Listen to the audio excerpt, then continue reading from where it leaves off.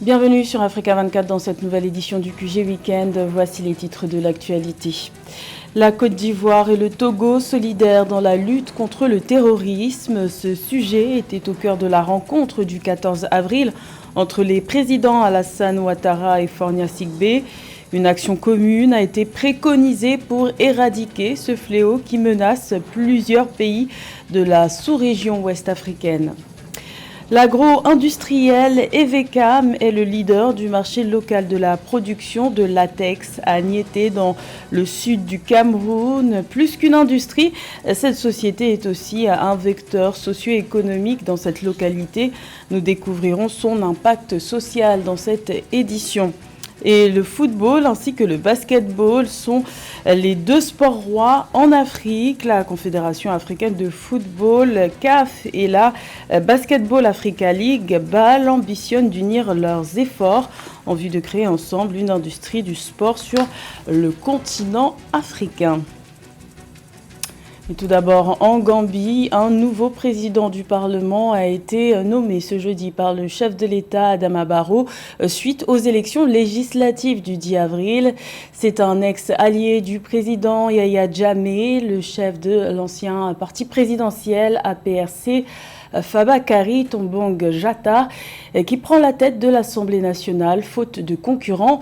Il avait été nommé chef de la majorité parlementaire en 2007 par le président Yahya Jammeh et il est resté jusqu'à la fin de son règne en 2017. Rappelons qu'à la suite des élections législatives, le parti NPP du président Adama Barrow n'est pas parvenu à obtenir la majorité absolue à ces législatives et sera donc obligé de former une coalition pour gouverner. Les initiatives de lutte contre le terrorisme se multiplient sur le continent africain. Le sujet était justement au cœur de la rencontre du 14 avril à Abidjan entre le président ivoirien Alassane Ouattara et son homologue togolais Fornia Sigbe. Une action commune et solidaire a été préconisée pour faire face à ce fléau qui menace la sous-région ouest-africaine. Plus de détails avec Ange Loménion. La Côte d'Ivoire et le Togo aiguisent leur stratégie de lutte contre le terrorisme. Les présidents des deux pays se sont rencontrés jeudi 14 avril 2022 à Abidjan pour aborder les questions relatives à ce fléau. Pour le président togolais Fornia Sigbe, les pays membres de la CEDEAO doivent se montrer encore plus solidaires dans la lutte contre le terrorisme et faire preuve d'audace. Je pense que nous devons tout faire pour éviter l'impasse d'un côté comme de l'autre et sortir peut-être des sentiers battus et réagir avec beaucoup plus d'audace et beaucoup plus de solidarité. Les chefs d'État sont plus que jamais déterminés à mettre un terme au phénomène de terrorisme. Plusieurs sommets ont été organisés à cet effet pour trouver des solutions idoines. La Côte d'Ivoire a de son côté pris les devants en créant en juin 2021 un centre de lutte contre le terrorisme. C'est la lutte contre le terrorisme qui aujourd'hui ne peut plus être vue comme un problème ou du Mali ou du Burkina ou même du Niger, mais ça devient un problème sous-régional, parce que ce sont des situations transitoires qui devront passer. Et nous sommes obligés de travailler, de discuter avec ceux qui sont aux commandes en ce moment, mais en ayant à l'esprit que ce qui est important, c'est la paix, c'est la sécurité. Notre agenda est essentiellement un agenda économique. Les perturbations que nous connaissons aujourd'hui, nous voulons que ce soit une parenthèse, une brève parenthèse. Plus tôt nous trouverons des solutions idoines, mieux ce sera pour nous. En juin 2021, l'Union économique et monétaire ouest-africaine a débloqué 50 milliards de francs CFA pour lutter contre le terrorisme au Burkina Faso, au Niger et au Mali. Le Zimbabwe célébrera la fête de son indépendance dans 2 jours, une indépendance acquise le 18 avril 1980. Depuis cette date, la redistribution des terres inexploitées et la modernisation agricole demeurent un défi majeur malgré les réformes engagées. On se souvient notamment de la réforme agraire entamée par le président Robert Mugabe en 2000 pour redistribuer les terres aux agriculteurs noirs. Alors aujourd'hui, quelle place occupe l'agriculture dans l'économie du pays? Élément de réponse avec Mildred Yamou. Au Zimbabwe, l'agriculture demeure un secteur porteur de l'économie. Les principaux produits de consommation alimentaire du pays sont le maïs et les céréales. Fort de ce constat, le gouvernement s'est engagé au cours des dernières années dans la redistribution des terres inexploitées et la modernisation agricole afin de parvenir à l'autosuffisance alimentaire. Le Zimbabwe, jusqu'au moment de son indépendance, était le grenier à blé de l'Afrique et puis de l'Afrique australe surtout, et exportait beaucoup de denrées alimentaires. C'était l'un des plus grands producteurs de maïs. Pour que justement cette redistribution soit efficace et puis qu'il y ait l'autosuffisance alimentaire, il faudra que le gouvernement y mette des moyens financiers et techniques. Aider les populations à avoir les moyens techniques, ça veut dire les tracteurs, tout ce qui s'ensuit, et puis mettre des engrais aussi à leur disposition pour que l'autosuffisance alimentaire zimbabwéenne soit effective. Le Zimbabwe dispose d'un énorme potentiel agricole avec des terres cultivables capables de garantir son autosuffisance alimentaire. Le pays a une filière maïs bien portante. En 2021, par exemple, le Zimbabwe a récolté 2,8 millions de tonnes de maïs, soit le triple de la récolte prévue pour 2020, ce qui en fait la production la plus élevée depuis 20 ans. Ces dernières années, le président Emmerson Mnangagwa a adopté des politiques visant à attirer davantage de jeunes vers l'agriculture. Les impacts de cette crise se répercutent aussi au niveau de nos importations d'engrais de Russie et du blé d'Ukraine. Il y a peu, nos productions céréalières ne nous permettaient de couvrir que 2 mois de notre consommation annuelle, mais grâce à notre programme de redistribution des terres associé à nos travaux d'irrigation, le niveau de nos importations a significativement baissé. Nous œuvrons activement au renforcement de nos capacités de production afin d'atteindre l'autosuffisance alimentaire et nous pouvons d'ores et déjà nous féliciter des bons résultats qui découlent directement des réformes engagées. Cependant, au Zimbabwe, l'inégale répartition des terres n'a jamais été résolue depuis l'indépendance du pays. Au début des années 2000, le gouvernement a procédé à d'importantes réformes agraires pour faire face à cette situation. Malgré ces efforts, le Zimbabwe fait régulièrement face à une pénurie alimentaire et le pays reste largement dépendant pour ses approvisionnements en produits alimentaires. Également dans l'actualité en Égypte, l'inflation due à la conjoncture économique mondiale fait grimper les prix du carburant de près de 3%. Cette mesure prise ce vendredi par le gouvernement égyptien aggrave les pressions économiques qui s'exercent sur la classe moyenne du pays, déjà durement touchée par les mesures d'austérité prises ces dernières années pour restructurer l'économie nationale. Notons toutefois que le gouvernement a décidé de laisser inchangés les prix du diesel, qui est le principal carburant utilisé pour le transport de marchandises et les navetteurs. Au Cameroun, l'agro-industriel Evecam chiffre sa production annuelle à 27 000 tonnes.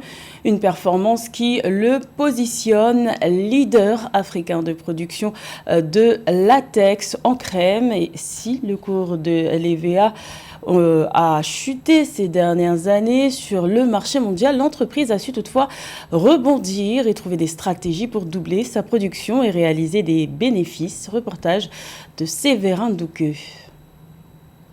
Industrie en Afrique qui produit du latex en crème ou centrifugé qui sert notamment à la fabrication des poches de sang ou de gants hygiéniques. Evecam, située sur le site de Niété à 40 km de Kribi dans le sud du Cameroun, la société spécialisée dans la production de caoutchouc s'étend sur une superficie de 42 000 hectares de plantation d'EVA. Créée en 1975 et privatisée en décembre 1996, Evecam est dotée de 6 000 employés dont 35% de femmes. L'usine assure une production annuelle chiffrée à plus de 27 000 tonnes de caoutchouc avec une ambition de doubler sa capacité.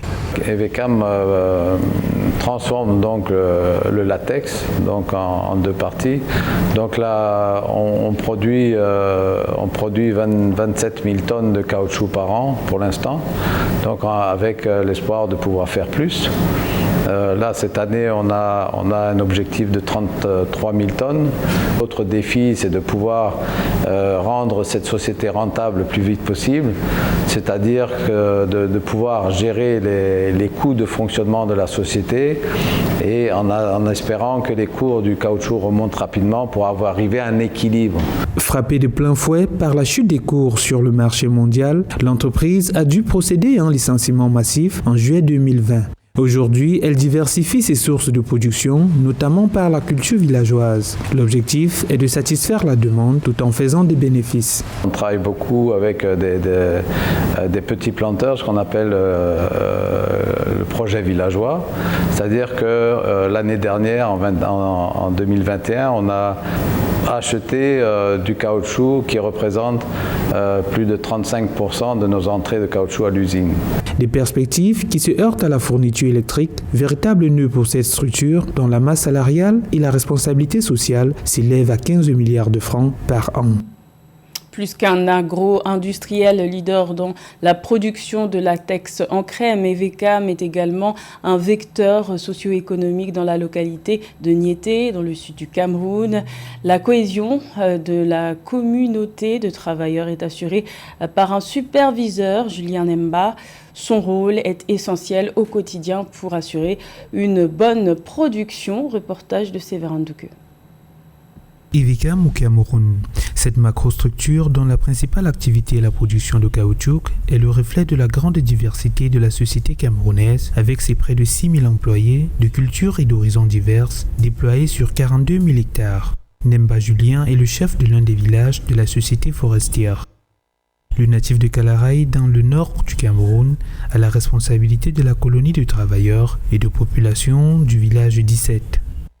Vivre avec la population ne dépend pas de la race, ça dépend de l'être humain. Je collabore bien avec mes encadreurs. Les ouvriers, ce ne sont pas les esclaves, ce sont nos frères, nos enfants, nos femmes, nos sœurs. Si on parvient à gronder, c'est lui qui a tort, ça avait raison, même la loi condamne.